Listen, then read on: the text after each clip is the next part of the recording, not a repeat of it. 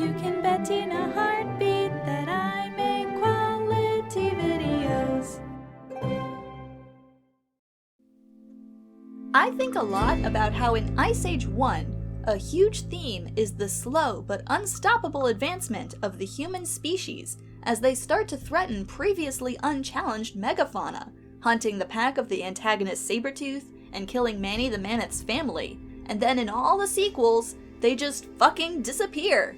I think a lot about how the first movie was actually pretty somber and dark, with moments of lightheartedness and comedy, about 3 animals who had lost their own families, finding family in each other, while trying to return this baby to his own family. The first sequel, while wackier, touches on the existential dread and loneliness Manny feels at being the apparent last of his kind, his exhilaration at meeting another like him, and the question of, be together because we want to be, or we have to be, as well as Ellie having been part of a found family herself. And then the franchise from then on out turns into wacky animal hijinks. Okay, for real, I rewatched the original Ice Age a little while ago for nostalgia, and this movie is good, you guys. I literally rewatched it all over again the next day. There are a couple of key things I noticed. 1, they know how to shut up. The animals know how and when to shut up. Yes, even the comic relief one. Do you have any idea how important this is? Yes, they play it for laughs when Diego first confronts Manny and they fight, and then Diego stops, clears his throat, and asks Manny politely for the child. Which was brilliant, by the way, I laughed aloud. But aside from that, when there's a serious moment, they let it be serious. When Manny accepts the baby from the mother, when he sees the paintings of the mammoths on the cave wall, when he returns the baby to its father, these are moments where everyone is dead silent, even Sid, and the music is soft and heart-wrenching, and the next line is rarely, if ever, a joke that undercuts the prior moment. They let these scenes linger, and it really makes this feel like an emotional, somber, serious movie with fun character interactions, rather than a comedy that makes cheap appeals to emotion. 2. The way they characterize Manny at the beginning is super interesting to me. By the end of this movie, we know Manny is a big softie who was deeply wounded by the loss of his family. We as the audience don't know this yet though, and the first time we catch a hint that there's something deeper going on here, it's when Manny firmly, sharply insists to Sid that partners should be loyal to each other. It's not an obnoxiously blatant, hey, I have trauma flag, since it could be interpreted as the writers playing with the monogamy of mammoths and promiscuity of sloths, which I'm fairly certain they bring up in this movie, if not one of the others. Still though, it strikes that perfect balance of not making the, oh frick, Manny had a family reveal, later on completely blindside us, while also not telegraphing it too obviously. At the beginning, Manny is clearly a loner who wants nothing to do with Sid, but to avoid making him come off as a straight-up jerk, they make it abundantly clear in the introductory sequence that he has a strong moral code that he holds himself to. I don't like animals that kill for pleasure. I just thought this was really well done, opening the movie with a scene that demonstrates both that Manny is a complex character who comes off as cold but cares deeply, which Sid basically sees straight through, and I love it, and that Sid is incredibly unlikable, and as such, nobody likes him. I didn't realize it at first, but that's such an interesting move. We open the movie with Sid getting abandoned by his family, but then we find out how annoying he is and go, oh, well, that explains it. But then he tells Manny all about how they regularly do their best to ditch him, and it's so clear that he's just too pure and innocent to hold any malice towards them. Under it all, though, it's clear that he's lonely too, and has been for a while. These characters have depth, and feel like people, and every quiet moment just drives it home even more that they really don't have anyone except each other. 3. Diego. We stan. I think it's really interesting how instead of just throwing these characters into the world together, the writers make it clear that they had other people before, but those people either were toxic and ditched them, Sid's family, were toxic and needed to be ditched, Diego's pack, or were loving but torn away by circumstance, Manny's family. I don't know, it just adds a really interesting layer of depth here. But anyway, Diego's arc was just really well done. He's only there to get the kid, and though he does start to enjoy himself, he still has his mission. But when Manny risks his life to save Diego's and Sid makes that comment pointing it out, you can see how he starts to linger, starts to dread. The guilt builds up until he tells them. That's so important. He tells them. There's no stupid liar revealed plotline where they figure out that he's been tricking them because he comes clean himself, without provocation or pressure, and they do eventually forgive him, and that's so important. Diego wasn't being honest with them, was living a lie and planning to betray them, and he made the incredibly difficult decision to stop in his tracks and come clean on his own terms, because he knew it was the right thing to do. There were so many ways the writers could have handled that reveal, but to have Diego just stop, think, change his mind, and confess was so good.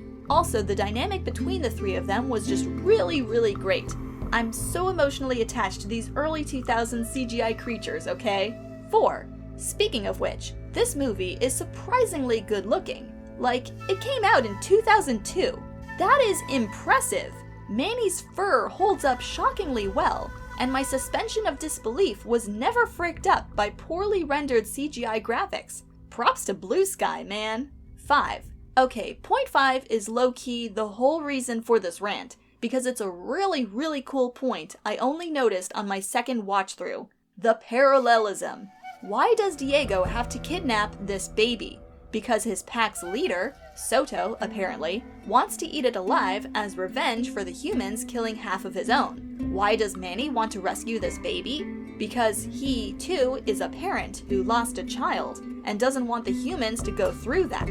But wait, hang on a minute. How did he lose his child? Oh yeah, the humans killed it, and his wife, right in front of him. Both Soto and Manny lost most of the people they care about to the humans. These humans, specifically, since they seem to be the only community in the area. But where Soto swears revenge, Manny doesn't want them to go through what he went through, even though this very act could be what perpetuates that. And they acknowledge it in the movie. Diego mentions how this baby is gonna grow up to hunt them, and Sid counters that maybe the fact that they saved it means it will remember their kindness and things will change.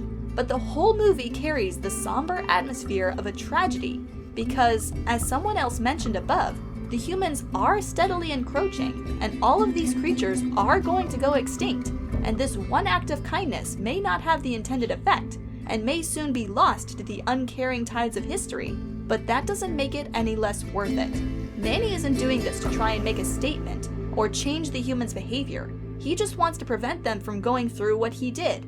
Calling this story one of breaking the cycle of violence cheapens it, I feel. Because the humans are hunting the mammoths, not out of malice, but out of necessity for furs and meat and bone and tusk.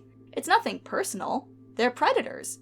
But still, Manny seeks them out to return their baby to them. And when the baby's father is raising his spear at Manny when he's trying to return it, you can just see that look in Manny's eyes, that he's begging this human to understand, but he's prepared to get speared if it means the kid gets to be with his father. And my heart, you guys! 6. Found family! Found family! Like, I know found family isn't really all that hard to come by, but this movie is really explicit about it in a good way. They make the distinction between a pack, a group who wants you for what you can do for them, and a herd, a group who regularly looks out to see what they can do for you. And a saber-toothed tiger leaves his pack to join this herd. And they joke that this is the weirdest herd they've ever seen, but a carnivore has just joined a herd, and that makes me feel so many feelings! Ultimately, Ice Age is a movie about choices. Manny's choice to return this kid to its parents, even though he lost his own kid to those very parents. Diego's choice to come clean about his betrayal, and his choice to join a herd even though he's a carnivore. Manny making the choice to risk his life to save Diego. Diego making the choice to return the favor, and all three of them making the choice to not give up hope that they can find a new family again after losing what they had before. This is a movie in which characters are more than the way they were born, are more than the circumstances of their lives, are more than what happens to them. They make choices, and their choices matter, and they choose to be kind, even when they have absolutely nothing to gain from it and everything to lose from it. I guess you could say this movie aged nicely. Thank you, and good night. I feel like the fact they're Neanderthals really drives the point of this movie even further home, because they aren't going to make it either. They aren't going to survive this. They're going to go extinct right along with everything else. And none of it will have mattered. And so all of it matters.